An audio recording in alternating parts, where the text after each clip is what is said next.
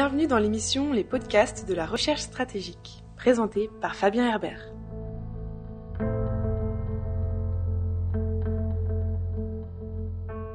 Bienvenue pour ce nouvel épisode des podcasts de la recherche stratégique, un format audio consacré aux questions de sécurité internationale créé par la FRS, la Fondation pour la recherche stratégique.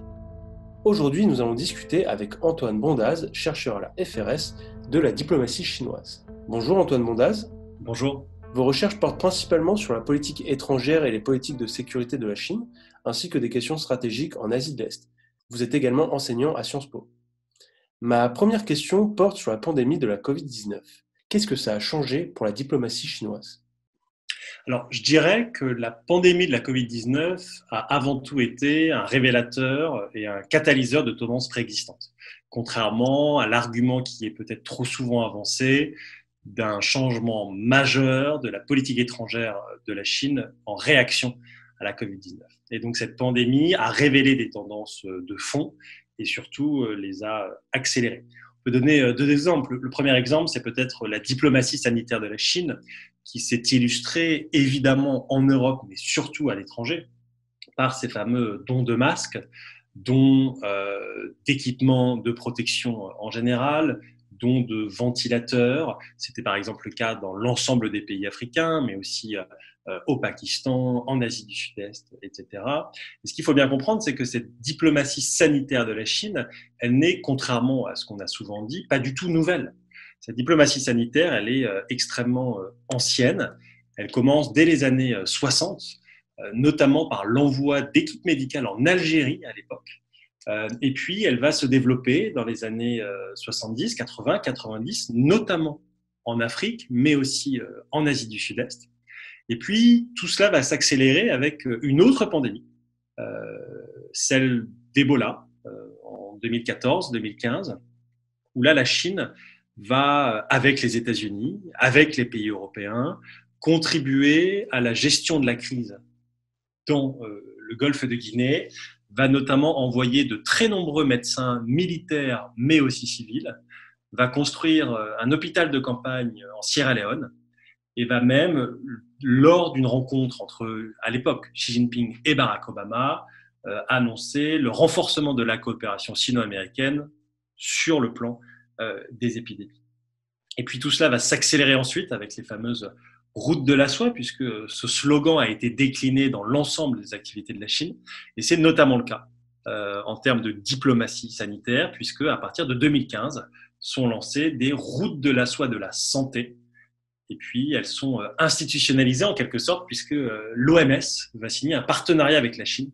C'est la première fois dans le cadre d'un partenariat avec l'OMS que c'est la Chine qui va aider l'OMS, et pas l'inverse, pour essayer de populariser, de surfer sur ce concept de route de la soie de la santé. L'objectif de la Chine, il est multiple. Alors évidemment, c'est une bonne chose. Cela permet à de nombreux pays de bénéficier d'une coopération avec la Chine. Mais il y a évidemment des objectifs. L'objectif, c'est d'accroître l'influence politique de la Chine. L'objectif, c'est de présenter les produits chinois. Mais aussi, l'objectif, c'est que la Chine, au sein des organisations internationales, et ça c'est écrit noir sur blanc et depuis bien longtemps, soit de plus en plus influente, et notamment à travers les questions de diplomatie sanitaire. Et donc, cette fameuse diplomatie sanitaire et la diplomatie des masques, dont on a beaucoup parlé, n'est en fait pas du tout une nouveauté, va bien au-delà, de la question simple des masques, puisqu'on a vu par exemple de très nombreuses entreprises chinoises profiter de cette diplomatie sanitaire. On l'a vu avec Huawei qui faisait des dons aux hôpitaux de Milan. On l'a vu avec Alibaba qui propose des solutions utilisant par exemple le cloud et la reconnaissance d'imagerie médicale, notamment des scanners thoraciques. Et donc, on a cette diplomatie sanitaire qui est ancienne, qui a été adaptée dans le contexte de la Covid-19. Et donc, encore une fois, cette pandémie a été, dans ce cadre-là, un révélateur et un catalyseur de la diplomatie sanitaire de la Chine. Et puis, rapidement, un autre thème et un autre domaine dans lequel la Chine a été plus active, c'est celui qui a peut-être marqué pas mal d'esprits ces derniers mois, que ce soit en Europe, mais aussi dans d'autres pays, c'est la question de la communication internationale de la Chine. On peut parler de diplomatie publique ou plus largement de la communication internationale de la Chine. On a vu une Chine beaucoup plus présente, beaucoup plus active. Pour vous donner juste quelques chiffres qui sont issus d'une note qu'on publiera dans quelques semaines, aujourd'hui, on compte un peu moins de 200 comptes Twitter associés aux affaires étrangères chinoises. Que ce soit des comptes Twitter de consulats et de consuls, d'ambassades évidemment et d'ambassadeurs, mais aussi les comptes officiels du ministère des Affaires étrangères, etc.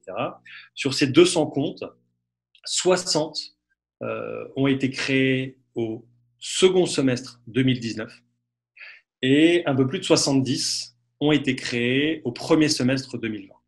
C'est-à-dire que la présence massive et l'investissement massif des autorités chinoises sur Twitter ne date pas de la pandémie. Il a été mis en relief et mis en exergue pendant la pandémie, mais il prédate, il commence encore une fois à l'été 2019, notamment en réponse aux événements à Hong Kong, et cela s'explique dans un contexte encore plus ancien, qui est un discours majeur de Xi Jinping prononcé au début de son premier mandat. Une conférence sur l'idéologie et la propagande dans lequel il appelle, je cite, à mieux raconter l'histoire de la Chine et à mieux faire entendre la voix de la Chine. L'objectif, il est que la Chine puisse non seulement présenter ces éléments de langage à l'étranger, mais essayer de les imposer, essayer de discréditer toute critique du Parti communiste et des politiques chinoises, et essayer de convaincre que les éléments de langage mis en avant, que ce soit à travers les médias chinois, notamment les médias télévisés CGTN qui ont massivement investi sur YouTube, que ce soit à travers la presse chinoise, notamment le Global Times, qui a investi massivement Twitter, et aussi l'ensemble, encore une fois, de ces diplomates, qu'ils puissent, entre guillemets, s'insérer dans le débat public à l'étranger et, encore une fois, mieux raconter et faire entendre la voix de la Chine. Donc, tant en termes de diplomatie sanitaire qu'en termes de diplomatie publique, cette pandémie a été un catalyseur et un révélateur. Et Antoine Mondaz, cet activisme diplomatique que vous évoquez, c'est ce qu'on appelle la diplomatie des loups guerriers. Est-ce que vous pouvez nous en dire un peu plus sur ce sujet? Et est-ce que ça marche ou est-ce que c'est contre-productif? Alors, ce concept de diplomatie des loups guerriers est vraiment nouveau. Hein. C'est apparu normalement de le South China Morning Post, qui est un quotidien à Hong Kong. Et il fait référence à un film. Et ce film est celui d'un ancien agent chinois des forces spéciales qui devient mercenaire en Afrique et va sauver des personnels humanitaires, de trafiquants, de mercenaires, etc. Ce film, il est extrêmement important en Chine, dans la culture populaire en Chine. Il a été sorti sur les écrans en 2017 de mémoire. Ce film, il est extrêmement important puisque c'est le plus gros carton du cinéma chinois à ce jour. Le plus grand nombre d'entrées, le plus grand nombre de recettes. Et puis surtout, c'est un film qui mettait en avant un nouveau nationalisme chinois. L'idée que les militaires chinois allaient aller à l'étranger, défendre la cause de la Chine, etc. Et donc, ce concept de diplomatie de loup guerrier a été utilisé par les médias hongkongais, puis repris très largement à l'étranger, le Wolf Warrior diplomatie. Est-ce qu'il est contre-productif? Ça dépend des objectifs. L'objectif initial, il est avant tout d'imposer à l'étranger les éléments de langage du parti, mais aussi de convaincre le grand public chinois que les représentants du pays, et notamment les diplomates, mais également les médias, défendent l'honneur de la Chine au-delà même des intérêts de la Chine. Et donc, cette diplomatie et surtout cette rhétorique plus agressive, elle est en grande partie appréciée en Chine. Et c'est une façon pour de nombreux diplomates de se différencier de leurs collègues et de montrer qu'ils vont encore plus loin dans la défense de la Chine.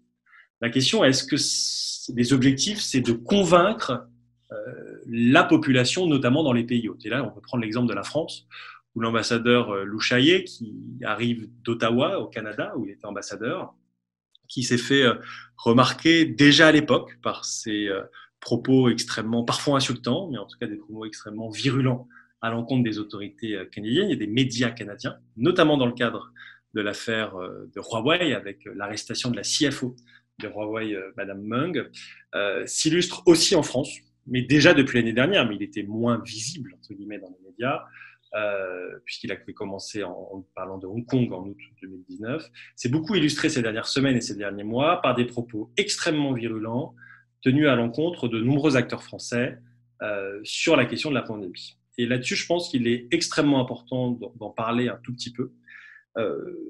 Que les autorités chinoises soient en désaccord avec la couverture médiatique qui peut être faite de certains articles ou par certains journalistes, c'est évidemment tout à fait leur droit, et c'est tout à fait leur droit d'écrire à des journaux pour annoncer qu'ils sont en désaccord sur des plans factuels avec certains articles de presse.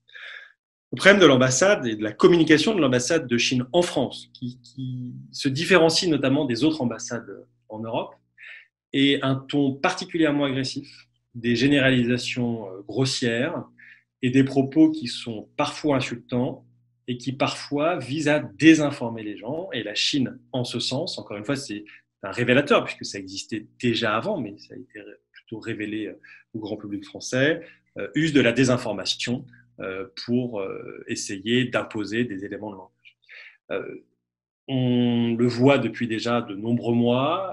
Vous avez des communiqués de presse de l'ambassade qui sont extrêmement agressifs à l'encontre de certains chercheurs. Ça fait partie, entre guillemets, du travail de chercheur, mais qui sont surtout agressifs et insultants vis-à-vis de l'ensemble des médias français et de l'ensemble de la presse française.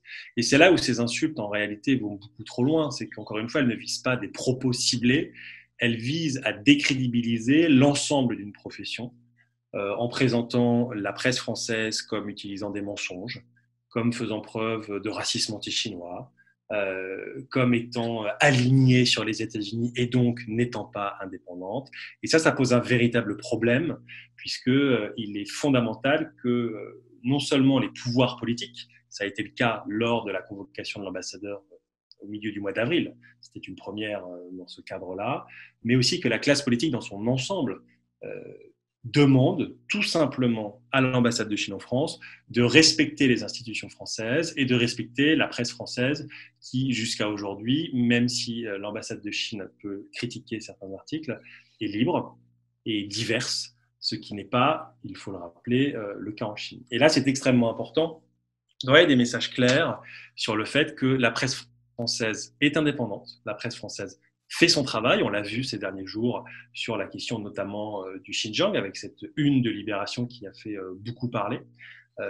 C'est extrêmement important que la classe politique française puisse demander à l'ambassade de Chine tout simplement le respect, de la même façon que les diplomates français basés en Chine sont respectueux du pays et ne se permettraient pas de critiquer la presse chinoise publiquement, dans des communiqués écrits et surtout de façon répétée.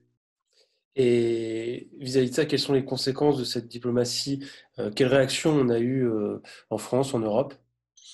Alors, la vraie question qui se pose aujourd'hui pour les autorités chinoises, c'est de savoir si cette détérioration de l'image de la Chine à l'étranger, qui, encore une fois, n'est pas nouvelle.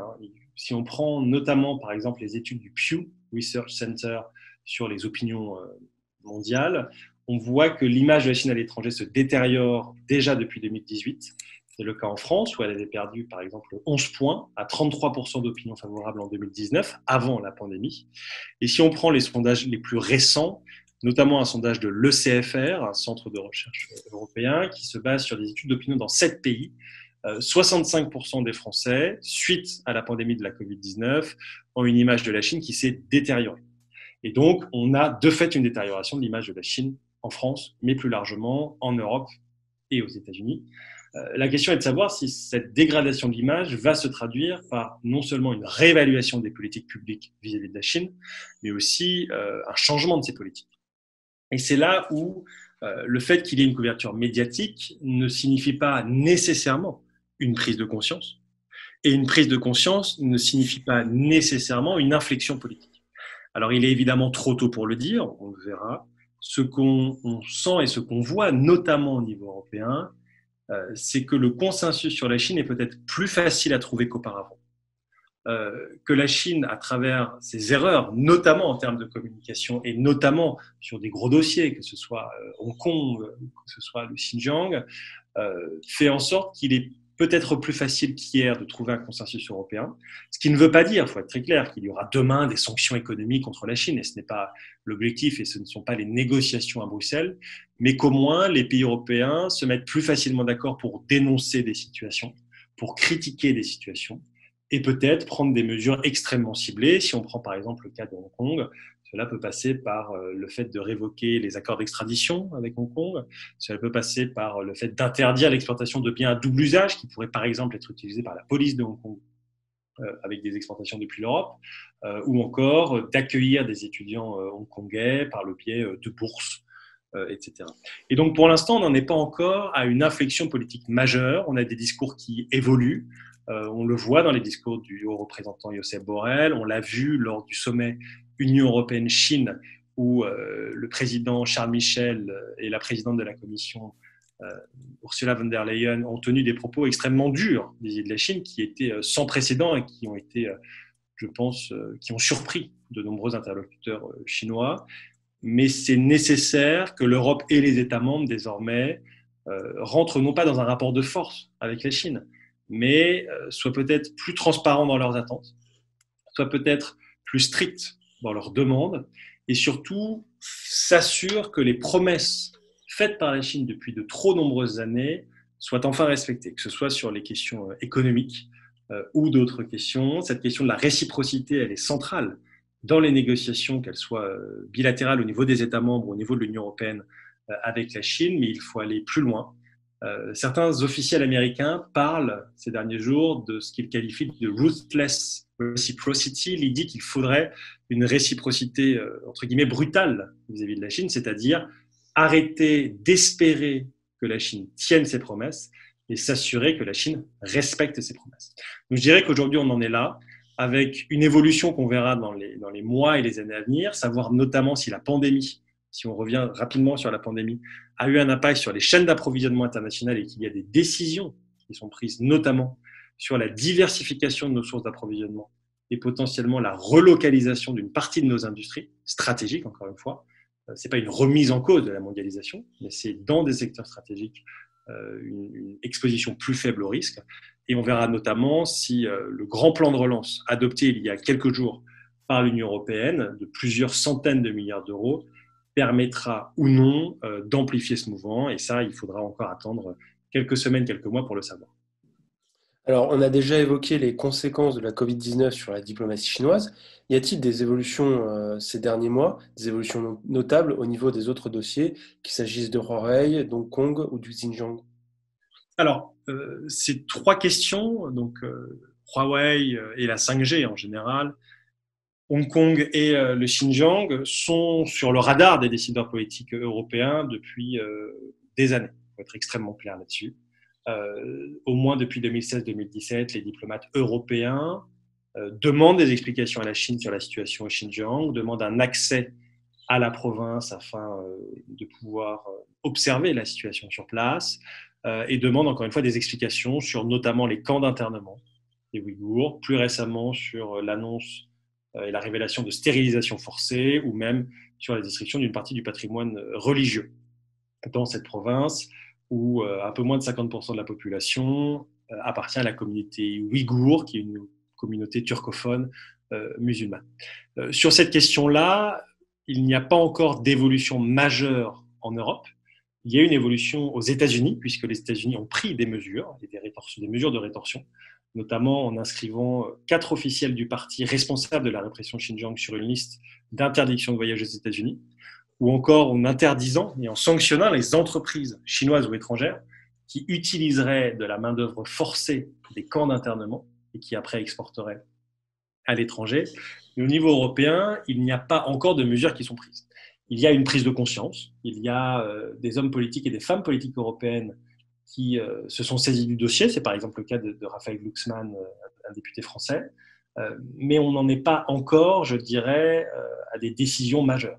Une des rares décisions qui a été prise, mais c'est par le Parlement européen, c'est le fait d'avoir accordé à Ilham Tohti, un professeur d'université ouïghour, qui est emprisonné, le prix Sakharov des droits humains à la fin de l'année dernière, fin 2019. Sur la question de Huawei et de la 5G, ce sera une décision qui sera avant tout prise au niveau des États. on a des pays qui sont dans des situations extrêmement différentes. Donc, on ne peut pas avoir une harmonisation, je dirais, européenne sur la situation. Le Royaume-Uni, évidemment, ne fait plus partie de l'Union européenne, mais dans une situation où ils ont interdit à Huawei de participer à la construction des infrastructures 5G, mais qu'ils ont aussi demandé aux entreprises de télécommunications, aux géants de la télécommunication britannique, de retirer les équipements Huawei, y compris dans la 4G, d'ici quelques années. Dans le cas de l'Espagne, Huawei a déjà construit une partie du réseau.